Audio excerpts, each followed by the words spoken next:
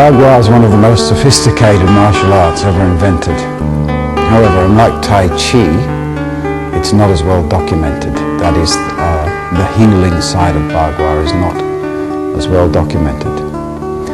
However, if you look at the ages, the relative ages that all the grand old Bagua masters died at, those who weren't killed in wars or battles, they all died at very old and healthy ages, unlike some of the modern Taiji teachers who went to yin and they just blew up with a thing called yin dullness in Chinese medicine. Bagua has areas, of course, of self-defense. It's an excellent self-defense art. It's one of the most brutal and deadly. It's also one of the greatest healing arts. Hidden within each posture, we not only have the martial or self-defense applications, we also have, we're told the meaning, or rather the way of how to do each of the postures by the often obscure name that the Chinese masters of old gave to these postures. Take head and put on your own, for instance. What the hell does that mean? Or leaning on the horse and ask the way. What does that mean? They all have hidden meanings, and the hidden meanings are hidden within the names of these postures. Hidden within the names of the postures are not only the way to do the postures, but also what we gain through doing the postures as a Qigong, healing-wise, self-healing-wise, or what we gain in power and issuing forth power and other things that we need to do from Bagua.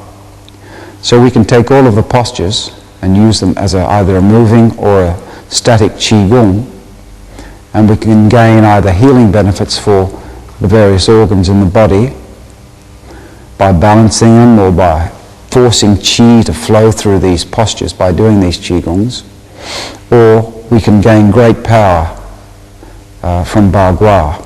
The twisting power that Bagua generates is tremendous. So these areas are hidden within the names of the postures and the way we do the postures.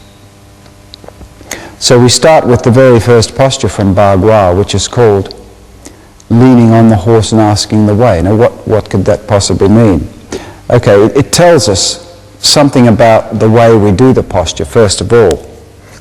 It's a very relaxed, like that sort of a posture, because you're just leaning on the horse. Here, look, see?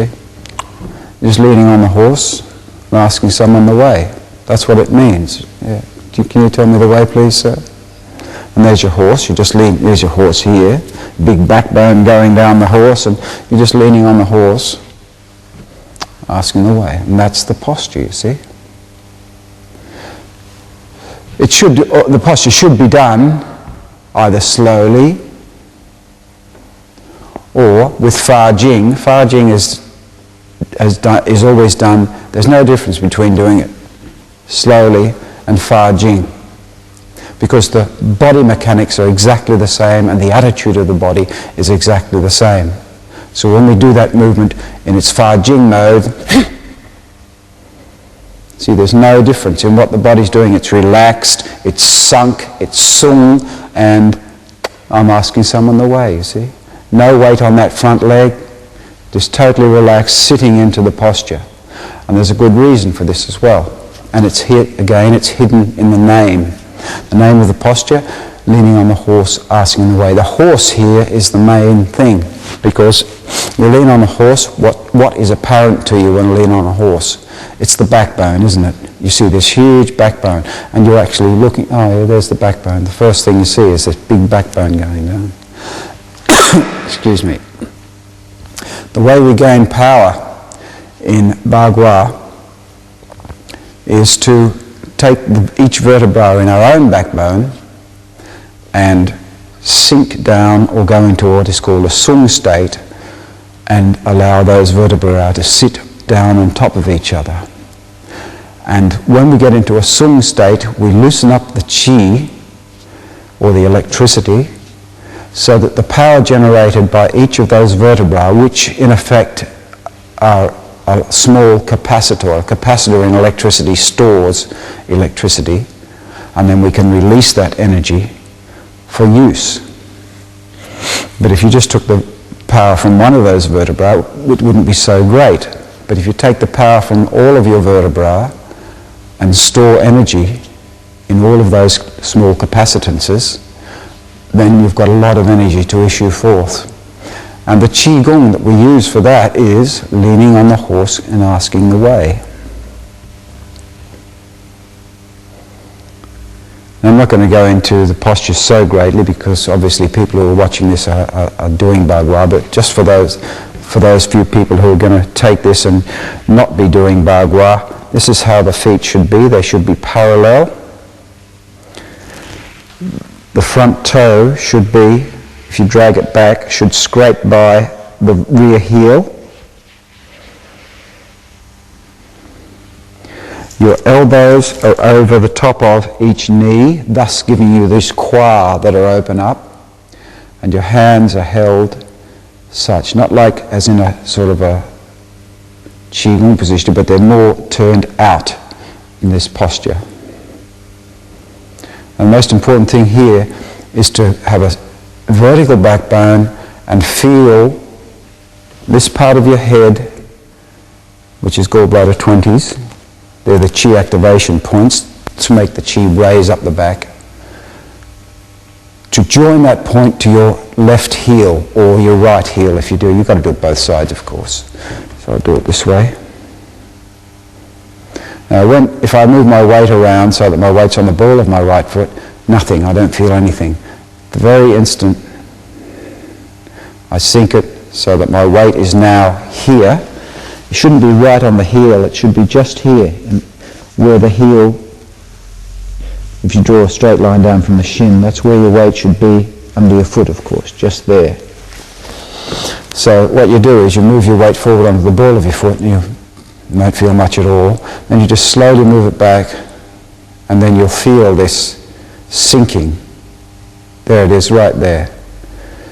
Your eyes go a little bit closed, just a little bit, and you'll feel this sinking sensation straight down your backbone, right down through the floor, and that's when your individual vertebrae are falling on top of each other to give you sung, what is called sung. Now, your chin is just pulled in naturally. Don't pull the chin in too much, because you'll give yourself a headache. Just like that, just to pull the backbone up a wee bit. The tongue is resting on the hard palate, as for all Qigong, and it's a natural breathing in and out through the nose, and when you breathe in, this area comes out, and when you breathe out, this area goes in. Absolutely none of this raising of the shoulders or the upper chest. You don't need to raise your chest in order to get a full lung full of air. So you're just breathing deeply and naturally, don't force anything. You're just sinking. The main thing here is to sink down through your heel, straight down through your backbone, and just let the whole backbone relax and sink down. That's the absolutely main thing here. There's one line of skin between the thumb and the forefinger as normal. If you do like that, you'll see lots of lines of skin. If you do like that, you'll see lots of lines of skin. But if you go like this, there's just one line. But don't do this like many people do. Don't stretch it.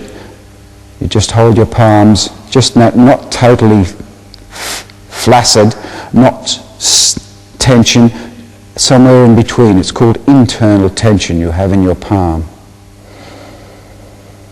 And you're just naturally breathing in and out, just holding that posture. You just hold it until you get a mild vibration up through your body, and you will, simply for the heat generated by your